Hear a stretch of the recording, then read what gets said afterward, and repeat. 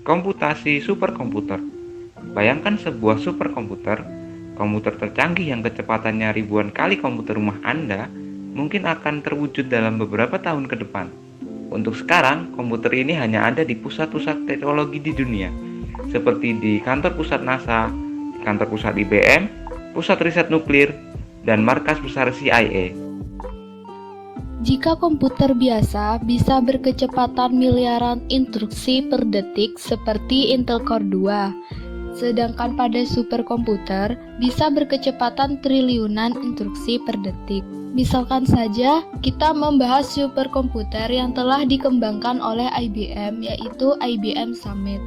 IBM Summit yang sebesar 2 lapangan basket dan menggunakan 136 mil kabel yang dapat mengeksekusi operasi kuintiliyun per detik.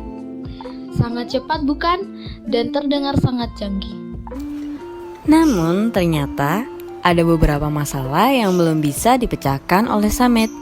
Contohnya adalah faktorisasi prima, seperti menemukan dua faktor prima, dan permasalahan tertentu masih sulit dipecahkan bila menggunakan komputer klasik.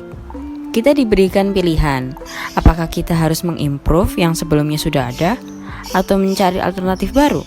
Sebenarnya, kita hanya membutuhkan alternatif baru yang melampaui natural physical limit sebuah microchip, yaitu quantum computer. Perkenalkan quantum computer, yang dimana pendekatan yang benar-benar baru ketimbang komputer klasik, yang dimana komputer klasik memakai kalkulasi biner yang dikenal dengan bit, sedangkan quantum computer memiliki qubit atau nama lainnya quantum bit. Di komputer klasik, bit memiliki dua kemungkinan basic status, 0 atau 1. Di mekanik kuantum menggunakan spin, yaitu dua kemungkinan status, yaitu spin up and spin down. Tetapi di qubit ada status keadaan lain.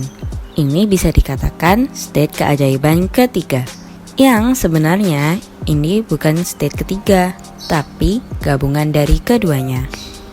Operasi status tiap qubit tidak begitu jelas, yang terkadang memiliki probability 0 dan terkadang memiliki probability 1.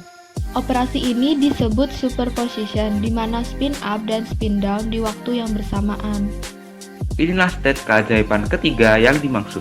Ini seperti Schrödinger's cat, yang dimana eksperimen membuat status kucing di antara hidup dan mati. Terlepas kotak eksperimen itu dibuka, kucing tersebut berada di cabang alam semesta yang berbeda, namun tidak dapat berinteraksi satu sama lain, yaitu hidup dan mati. Ini juga dapat dikatakan sebagai paradox. Inilah superposition yang menjadikan quantum komputer super powerful. Komputer klasik hanya boleh memiliki satu status dasar jika satu, tidak mungkin 0 atau sebaliknya. Jika untuk memecahkan suatu masalah, ia akan memeriksa setiap solusi satu demi satu. Tentu saja ini sedikit berbeda dengan qubit. Jika qubit dalam superposition, qubit dapat memproses sejumlah besar status klasik di paralel, yaitu berjalan di 1 dan 0. Ini membuatnya bekerja jauh lebih cepat daripada komputer klasik. Inilah yang disebut quantum entanglement. Dua atau lebih objek yang saling mereferensikan antar objek. Dalam dunia nyata, semakin banyak anggota dalam suatu perusahaan, itu membuat perusahaan tersebut dapat bekerja lebih cepat dan lebih baik. Ini berlaku juga dengan komputer. Tetapi untuk permasalahan saat ini adalah kita sudah mendekati batasan ukuran fisik transistor.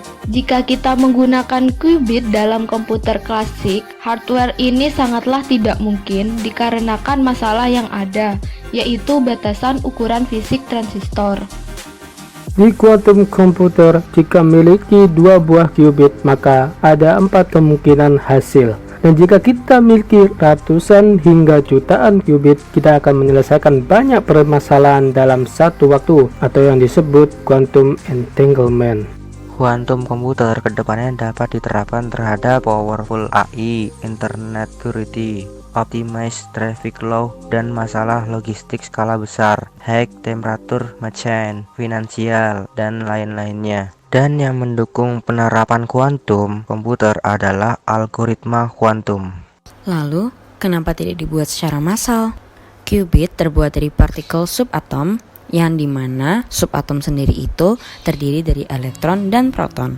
Ini sangatlah berisiko, karena pertama-tama kita harus mengisolasi subatom tersebut dan membuatnya sangat dingin dengan suhu 0,015 Kelvin atau dengan suhu yang bisa dicapai oleh dunia kita, yaitu absolute zero.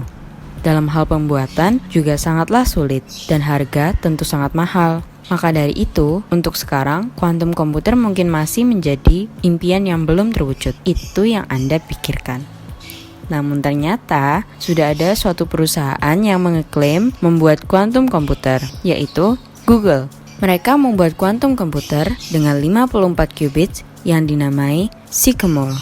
Dengan hal itu, kita dapat mengetahui bahwa kuantum komputer sudah ada dan akan ada, dan tentunya kuantum komputer akan mengubah dunia.